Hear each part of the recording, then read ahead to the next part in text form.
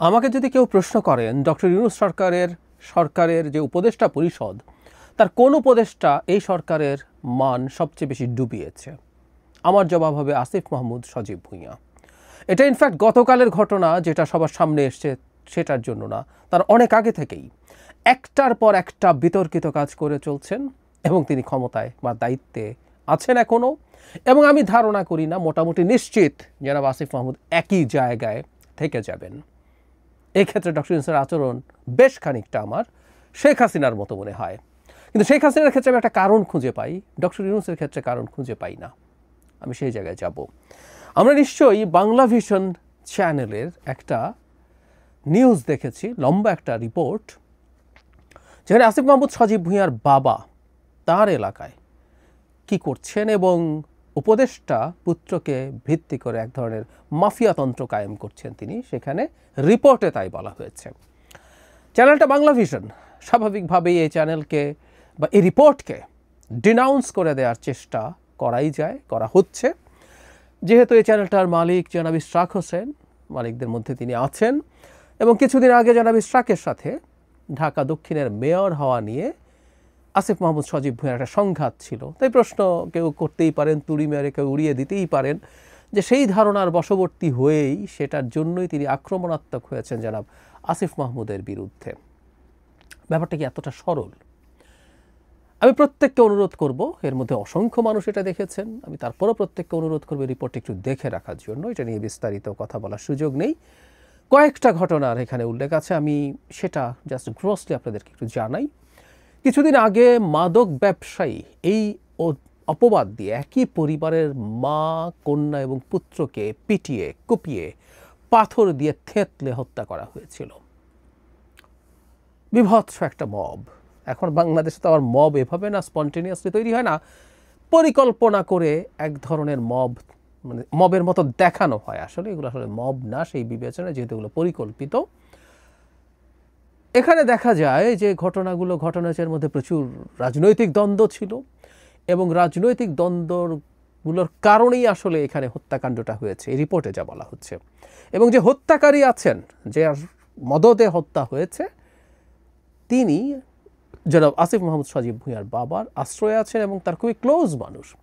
এবং খুবই ইন্টারেস্টিং, একজন আওয়ামী লীগের সময় একজন আওয়ামী লীগ করা চেয়ারম্যান ওখানে এখনও বহাল তবিয়তে আছেন এবং জনাব আসিফ মাহমুদ সজীব ভুঁইয়ার বাবার সাথে তিনি ঘুরে বেড়ান এবং তাকে নিয়েই আসিফ মাহমুদ সজীব ভুঁইয়ার বাবা এই কাজগুলো করেন। আরও ইন্টারেস্টিং তথ্য আছে, আওয়ামী লীগের এমপি ছিলেন ওই সিটে যিনি, ইউসুফ আবদুল্লাহ হারুন সম্ভবত, তার ওখানে যখন নির্বাচনী ক্যাম্পেইন হয় সেই চেয়ারম্যান এবং আসিফ মাহমুদ সজীব ভুঁইয়ার বাবা আওয়ামী লীগের হয়ে সেই স্টেজে নৌকার পক্ষে ভোট চেয়েছেন। রিপোর্টে আছে এগুলো। সেই পরিবারের বেঁচে থাকা সদস্যরা পালিয়ে বেড়াচ্ছেন এবং তারা জীবনের হুমকির মুখে আছেন, কারণ তারা এই ঘটনার সাথে আসিফ মাহমুদ সজীব ভুঁইয়ার বাবা আসিফ মাহমুদ সজীব ভুঁইয়া একে দায়ী করছেন। এটা একটা ঘটনা। আরেকটা ঘটনার দিকে আমি একটু দৃষ্টি দিতে চাই। তিনটা ঘটনার কথা আছে, তিনটা পরিবার এলাকা ছাড়া এক ব্যবসায়ীর কথা আছে, আমি সেটার দিকে যাচ্ছি না।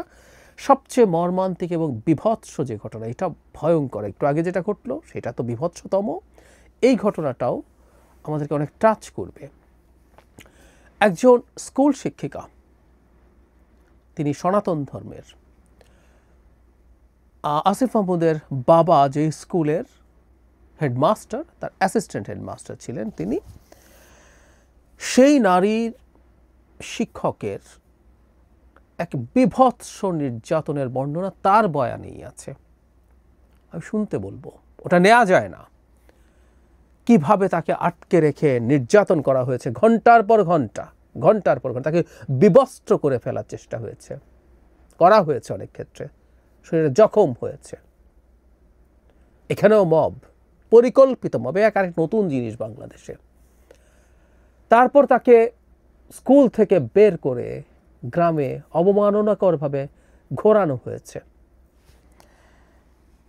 জানা যায় সেটা হচ্ছে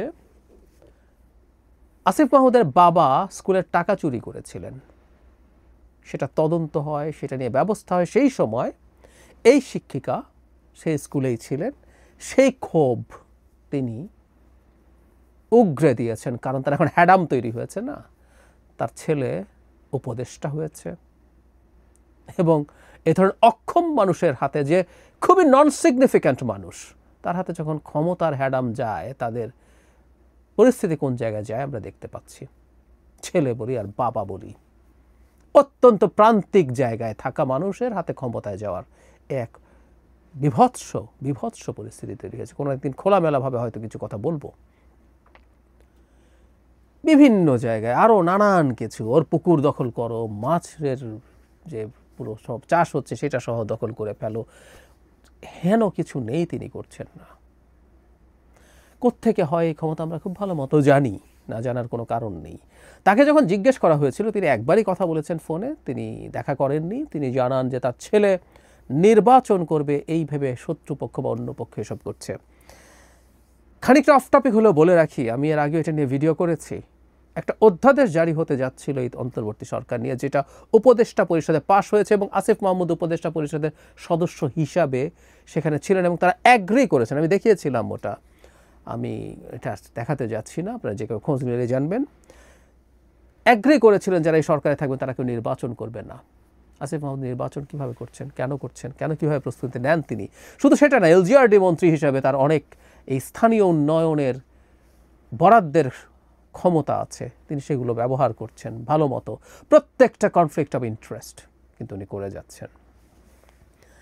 আমি প্রিভিয়াস কিছু জিনিস একটু যোগ করতে চাই। তার বাবার সূত্রে, তার বাবা একবার ঠিকাদারি লাইসেন্স করেছিলেন হঠাৎ করে।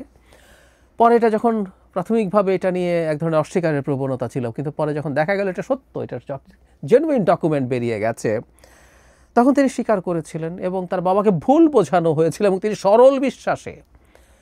সরল বিশ্বাসে এসব করেছেন। এখানে একটু বলে রাখা ভালো যে স্কুল টিচারের ক্ষেত্রে বিভৎসতা ঘটানো হলো, সেখানে আসিফ মাহমুদের বাবাকে ভিডিওতে দেখা যায়, যে কেউ দেখতে পারেন, আবার বলছি ভিডিওটা, রিপোর্টটা পুরো দেখে নেবেন। যাই হোক, তার বাবা নাকি সরল বিশ্বাসে ওই ঠিকাদারি লাইসেন্স করেছিলেন। আমরাও সরল বিশ্বাসে যেন মেনে নেই তিনি এটা এক্সপেক্ট করছেন। সরি, আমরা মন্ত্রী না, কিন্তু আমাদের মাথায় খানিকটা বুদ্ধিশুদ্ধি আছে। কেন এইসব ঠিকাদারির লাইসেন্স করা হয় সেটা আমরা জানি। আরও কয়েকটা জিনিস একটু যোগ করতে চাই। তার এপিএসকে দায়িত্ব থেকে সরানো হয়েছে, শুধু সেটা না, তাকে দুদক ডেকেছে, তার বিরুদ্ধে তদন্ত হচ্ছে, তার বিদেশ যাত্রা স্থগিতাদেশ আছে, মানে দুদক যথেষ্টই প্রমাণ বা তথ্য তাকে নিয়ে পেয়েছে। এখন আমার প্রশ্ন হলো, এপিএস খারাপ, উপদেশটা ভালো, উনি সৎ, কিন্তু আমরা এটুকু কাণ্ডজ্ঞান আমাদের আছে যেটা দিয়ে আমরা বুঝতে পারি এপিএসের এই টাকার উৎস, এই হ্যাডাম তৈরি হয় আসলে একজন উপদেষ্টার কারণে। খুব সহজ অঙ্ক, রকেট সায়েন্স না। সেই উপদেষ্টাকে কেন জিজ্ঞাসাবাদ করা হচ্ছে না?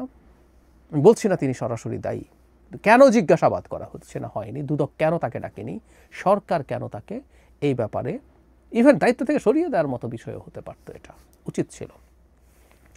শুধু সেটা না, তিনি একটা গর্হিত অন্যায় করেছেন তারও কিছুদিন আগে। আমাদের মনে থাকার কথা, জনাব হাসনাত আবদুল্লাহ যখন সেনা প্রধানকে নিয়ে একটা স্টেটাস দিয়েছিলেন যে তাকে রিফাইন্ড আওয়ামী লীগ তৈরি করার ব্যাপারে কনভিন্স করতে চেয়েছেন, ঠিক সেই সময়ের পরপর জনাব আসিফ মাহমুদ একটা ইন্টারভিউ দিয়েছেন, যেখানে তিনি প্রধান উপদেষ্টার সাথে সেনা প্রধানের এক ধরনের কনফ্লিক্ট তৈরির চেষ্টা জাতির সামনে করেছেন।